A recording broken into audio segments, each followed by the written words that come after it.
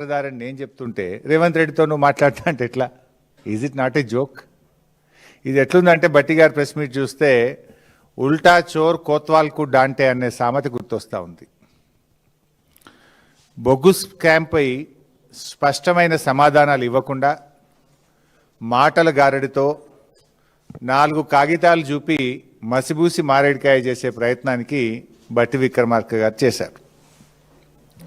అసలు ప్రశ్న ఏంటో ప్రశ్నకు సమాధానం చెప్పకుండా సంబంధం లేని డాక్యుమెంట్లు చూపిస్తూ ప్రజల దృష్టిని మీడియా దృష్టిని మరల్చేటువంటి ప్రయత్నం చేసినారు గౌరవనీయులు బట్టి విక్రమార్క గారు.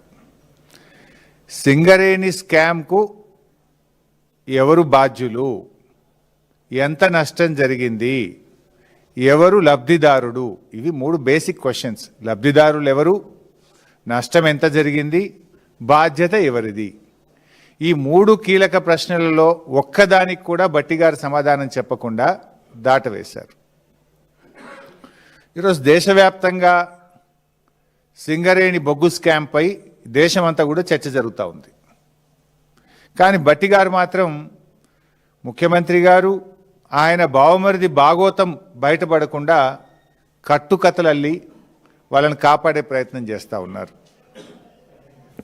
తన 40 ఏళ్ల రాజకీయ అనుభవాన్ని అంతా కూడా ఉపయోగించి ముఖ్యమంత్రి గారిని ఈ బొగ్గు స్కామ్ నుంచి బయటపడేసేందుకు బట్టి గారు చాలా విఫల ప్రయత్నం చేశారు. కానీ అటర్ ఫ్లాప్ అయింది. సైట్ విజిట్ సర్టిఫికేట్ అనే అంశంపై బట్టి గారు అబద్ధాలను వండి వార్చారు. వాస్తవాలను దాచిపెట్టి బొగ్గు కుంభకోణం బయటపెట్టిన బీఆర్ఎస్ మీద బురద జల్లే ప్రయత్నం చేసినారు. సింగరేణి కాలరీస్ అనేటువంటిది తెలంగాణ ప్రజల ఆస్తి. ఇది ఏ ఒక్క మంత్రికో ఒక ప్రభుత్వానికో కొద్దిమంది కాంట్రాక్టర్లకు చెందిన సంస్థ కాదు. సింగరేణిలో పారదర్శకత, పోటీ, న్యాయం అనే మౌలిక సూత్రాల మీద నడుస్తుంది.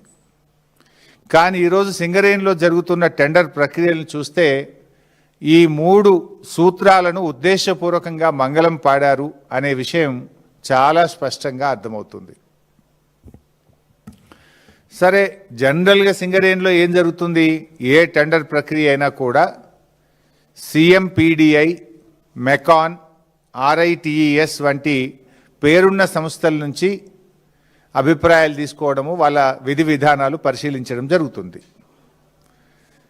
కానీ కాంగ్రెస్ ప్రభుత్వం వచ్చిన తర్వాత ఈ విధానాలన్నీ పక్కన పెట్టి అవసరమైన చోట వారికి అనుకూలంగా విధానాలను మార్చుకున్నారు. తమ అనుయాయులకు టెండర్లు దక్కేలా, వాటాలు పంచుకునే వీలుగా ఇదంతా చేశారన్నది అక్షర సత్యం.